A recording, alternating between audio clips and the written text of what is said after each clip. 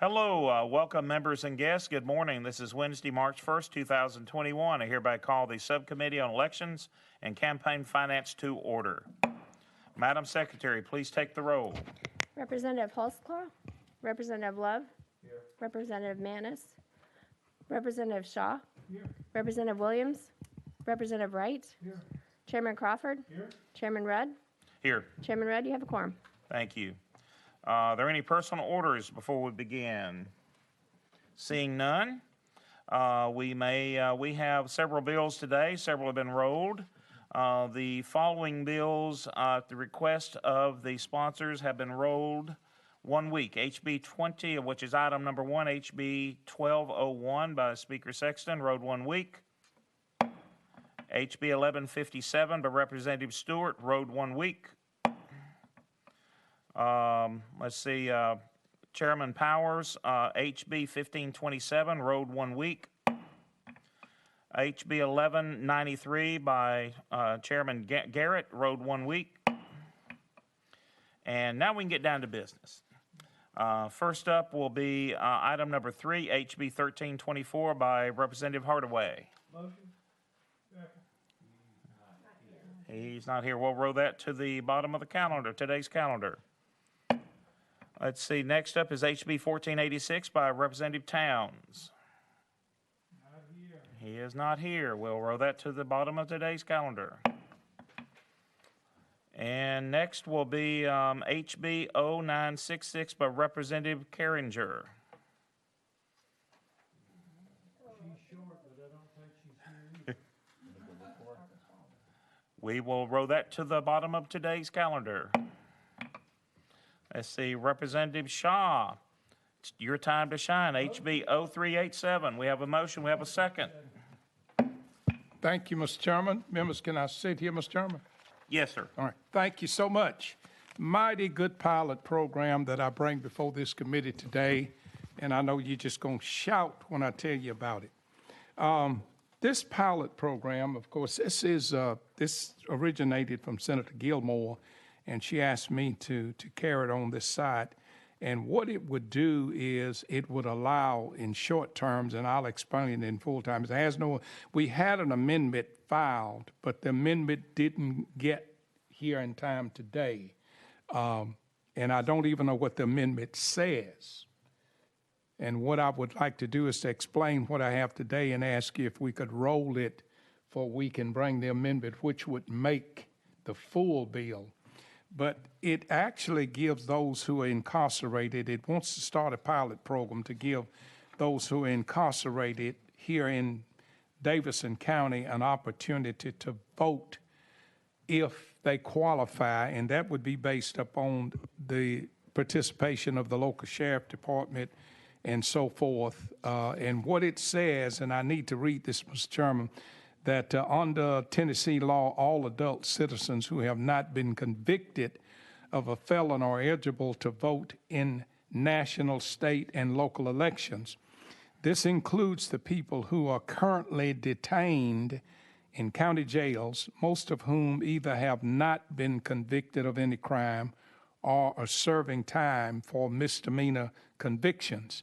While all such individuals are eligible to vote, jails do not currently afford them the opportunity to vote or to register to vote in the first place. As a result, thousands of eligible Tennessee voters are detained in county jails are effectively stripped of their legal and constitutional rights to vote.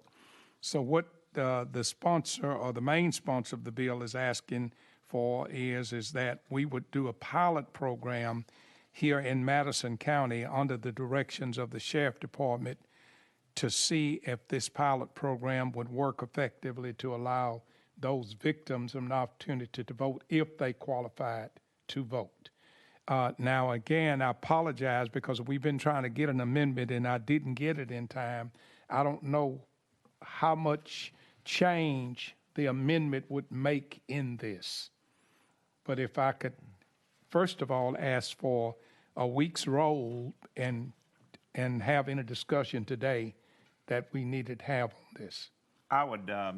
Seeing no objections, I'll agree to roll, and then we can also ask some questions since we've got some time waiting on members to get here. Seeing no objections, we'll roll for 1 week. And while we're here, and also we have Director of Elections Goins here if we need him, but I think one of the things that's been expressed to me or discussed or asked a question that I couldn't really answer is, aren't we already doing most of this? Doesn't the election commissioners already go to and vote people and register people to vote? Mr. Chairman, Yes. I don't have the direct answer to that question. If we could go out of session and ask Mr. Goins that question, I would. Is there any objections going out? Because we're rolling it next week? Yes, I mean, and if we know amendments coming, the amendment can rewrite the whole bill. Yeah, we really don't know what we're discussing to the amendment. I would be satisfied with that. Okay. Yes, sir. Okay. Well, we'll discuss in depth after the amendments here, because it could rewrite the bill. We don't know Yes, what sir. they've done, and then we can ask some testimony then. Thank you. We'll move on now to the next bill, item number 9, HB 1178 by Chairman Crawford. You have the floor. Thank you, Mr. Oh, Chairman. motion, second. You have a motion and second. Thank you, sir. What this bill is House Bill 1178. This is dealing with convenient voting centers. We put a pilot program into effect a few years ago that included Rutherford, Wilson, Williams, and Monroe counties, and to allow different, let's say your county has 20 voting precincts. And what this does is it allows them to combine that, which saves the election commission and the county money. Let's say we combine it into 10 different voting centers. That keeps people from having to go to a specific precinct. If they live within the voting county, then they can come to one of the convenience centers. It's really worked out really well for the pilot program that we had in place. That date is coming up on sunset. So we're asking that this be renewed. And as renewing it, we're going to also include Amendment. Sumner County, Sullivan County, and Wheatley County. Is that in your amendment? Yes, sir. Is that 5807? Yes, that is. So we need to put the amendment on the bill. Yes, sir. We have a motion second on the amendment. Any discussion of the amendment? Seeing none, all those in favor of putting the amendment on the bill, say aye. Aye. Nay? Ayes carry. The amendment is on the bill. Any further questions on the amended bill? And I think this is permissive, as you said, so. Yes, I renew my motion. All right, any objections to the question? Seeing none, all those in favor of HB 1178 as amended, say aye. Aye. Nay? Seeing none, it passes on to local full. And I believe I saw Representative Carringer. She is in the room. I hear a motion second on HB 0966. And I believe there is an amendment on there. This is an untimely amendment that was filed this morning. It's important to the bill. So we would have to have a motion second to accept an untimely amendment. Any objections? All those in favor of accepting the amendment, so what is it, 6434? Yes, sir. All those in favor, say aye. Aye. Opposed? It passes. We now are on the bill. Now, I understand your first amendment, you're not running, are you? Correct. We're considering the amendment now, 6434, and you're not running 5988. That's All correct, right, Chairman. now we have the amendment. You want to tell us about the amendment? Yes. Chairman, I hate to interrupt. I just had a parliamentary inquiry before we went too far. Because that was an untimely filed amendment, I just want to make sure we're in the right posture. It's my understanding that we have to have a motion to consider. Yes. A motion to adopt, and I think we only did one, did we So not? we voted on the accepting an untimely amendment. Now she's got the amendment up, so now we need a motion and a second on the amendment. Move the amendment. Thank you. I hear a first and second on the amendment. Please explain your amendment. Thank you, Mr. Chairman, and thank you to the members of the committee. Okay, the amended bill does two things. First, it prohibits the state election commission, the secretary of state, or coordinator of elections from accepting any donation from a private person, political party, corporation, or organization unless both the Speaker of the House and the Speaker of the Senate approve of the donation. Second, it makes the same prohibition for any county election commissioner or election administrator unless approved by the Secretary of State or their designee. So with that, I would ask for a favorable vote on this bill. Is there any questions on the amendment? Representative Shaw.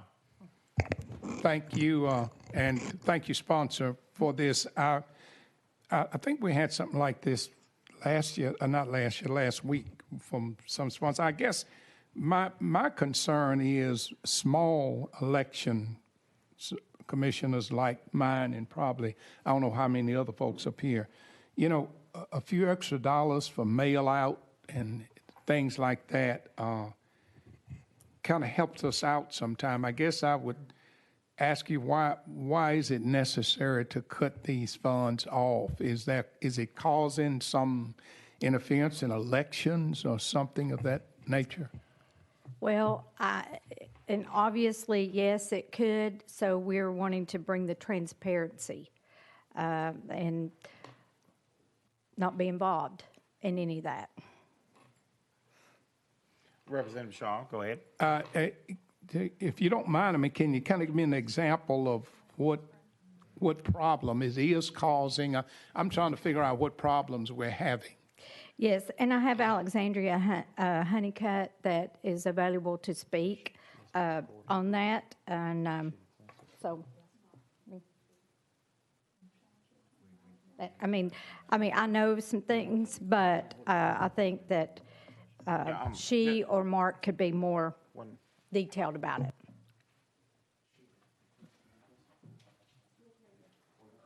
I was just making sure everybody's met the deadline to testify. All right, you have two that can testify on the bill, both or either one you want to call? Yeah, Alexandra said she'd go first. Okay. So, We no objections, so we'll go out of session, your testimony. Hearing no objections, we're now out of session. Please state your name and any organization you're with. Sure. Alexandria Honeycutt. I represent the Foundation for Government Accountability.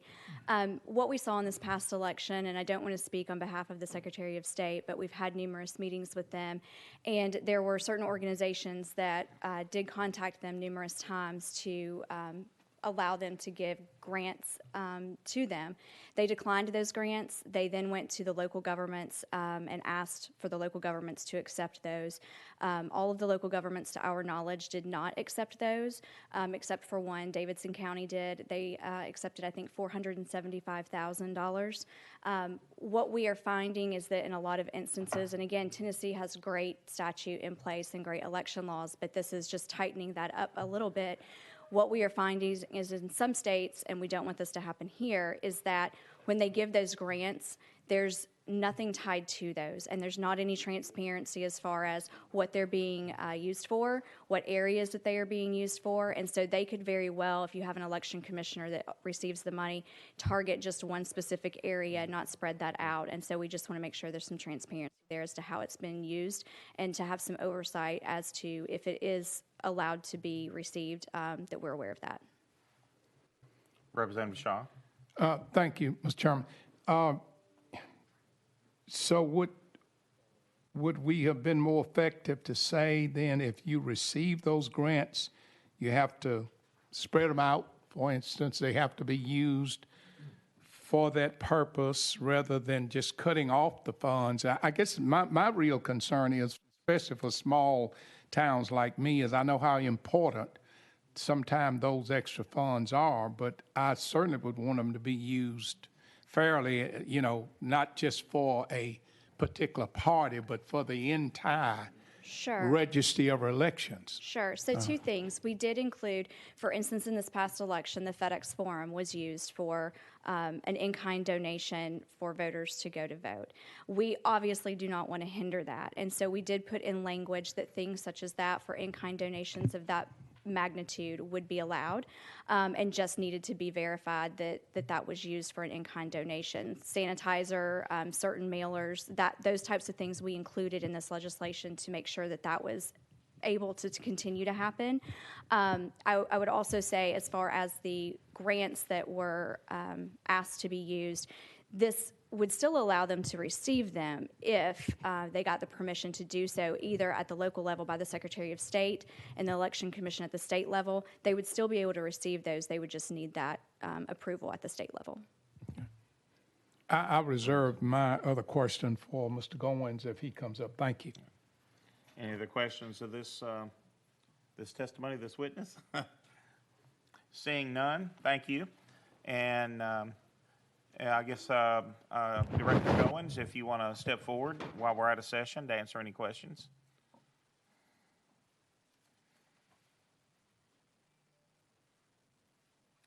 Just your name and Representative Shaw. Thank you, Mr. Chairman. I know that Secretary of State told me personally, and I was very proud of how he ran our last election. I mean, I was proud that Tennessee was not involved in all of the roughage that we heard on TV and across the nation.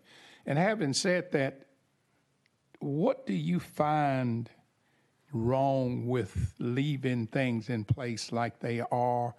And at the same time, can you explain what problems you think this will solve if we pass this legislation? Yeah, that's a great question. And to let you know, I feel very strongly about this. In fact, I've spoken in CSL on a panel about this. I think it's dangerous.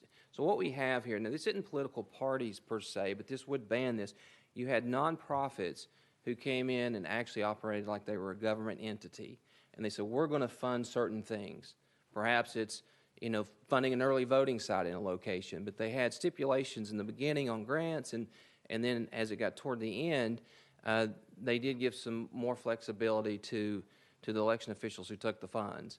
But essentially, you had over $300 million that was given to a nonprofit. And I'm not saying anything nefarious happened specifically with this nonprofit, but essentially this nonprofit then offered grants, non-government money. You don't necessarily know who it's coming from. In some instances, you can find that out, but nonprofits, it can be shielded as to where those funds come from.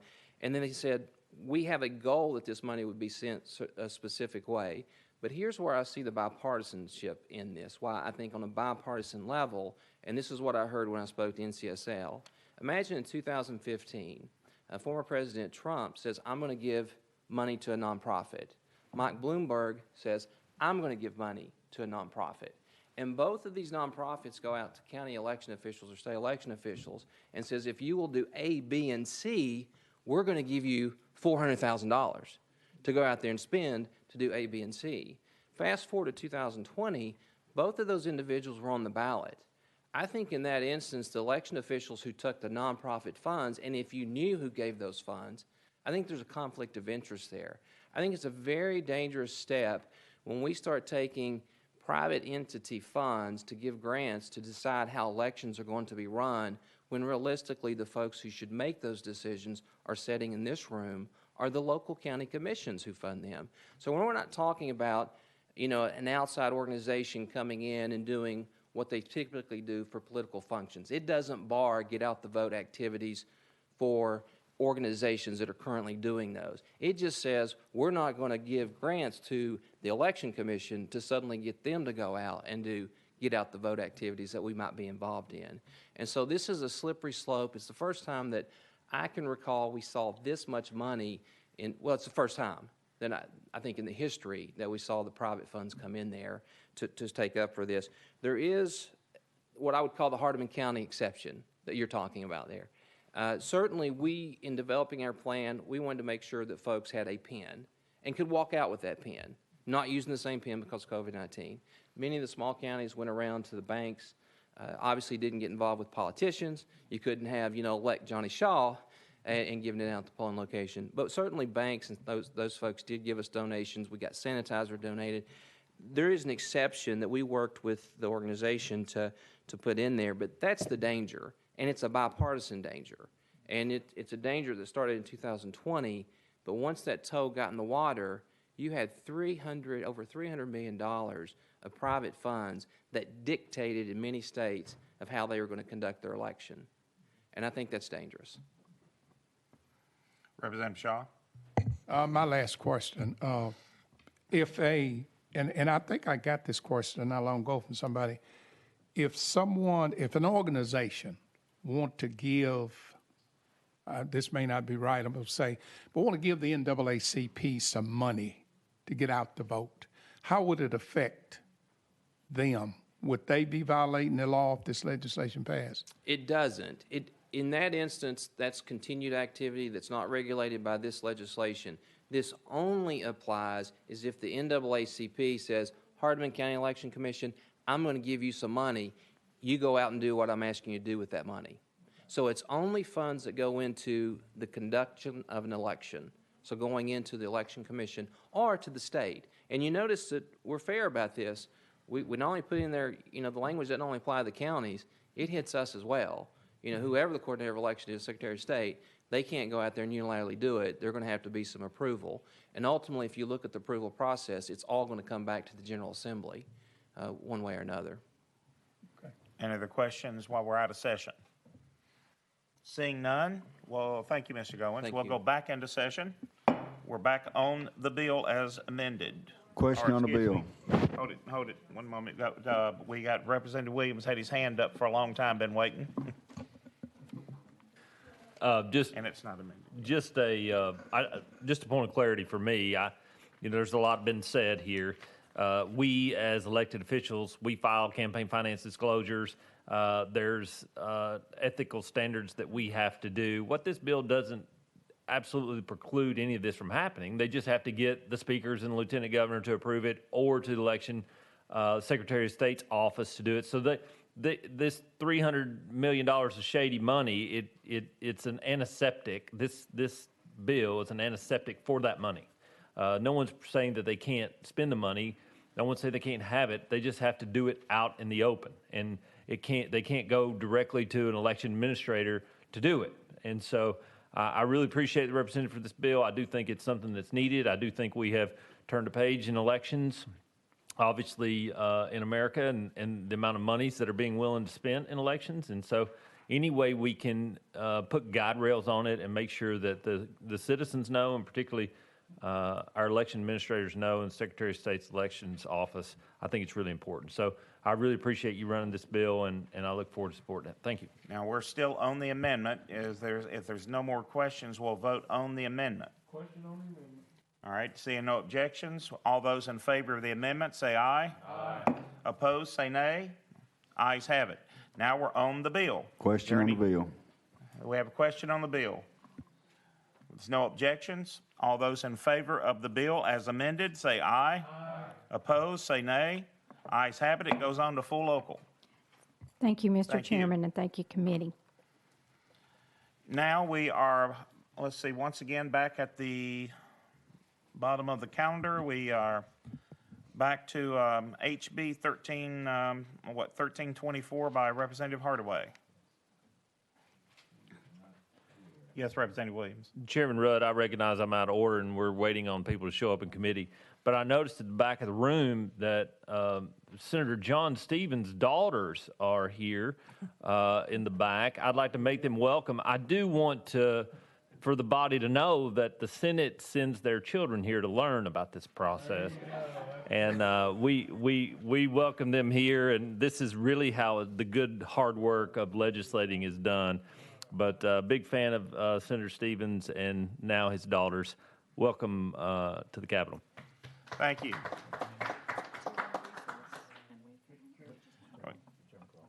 Chairman Crawford. I didn't know that Senator had 3 daughters,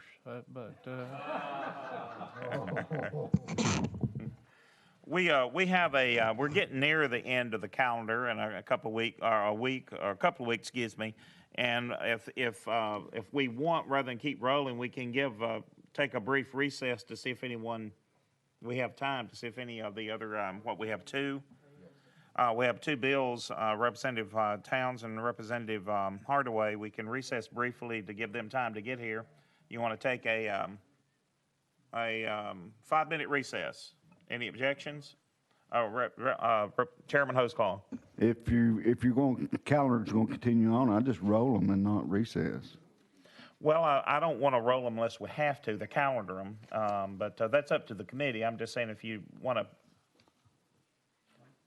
Well, I will let my good friend from Davidson County opine if he wants to, but if the committee's going to meet again, then they would be 1 and 2 on the list at the next committee meeting. If they're not going to, it'll at least give them some time to run their bills. They're obviously normally very punctual in all that they do, and so my assumption is that they're just tied up in other committees, and would keep the body from having to sit here in an event for them. Well, not I always coming. try to be fair to everyone. Exactly. And if there's no objections, we can. Seeing no objections, we can go through and roll these two to the next calendar. HB 1324, Representative Hardaway, with no objections, that's rolled 1 week. Next is HB 1486 by Representative Towns. Any objections? We'll roll that 1 week. Seeing none. And I believe, let me check, we've had a confusing day. I believe that brings us to the bottom. We're finished with business. Are there any announcements or personal privileges or anything else? All right, seeing none, we are adjourned. All right.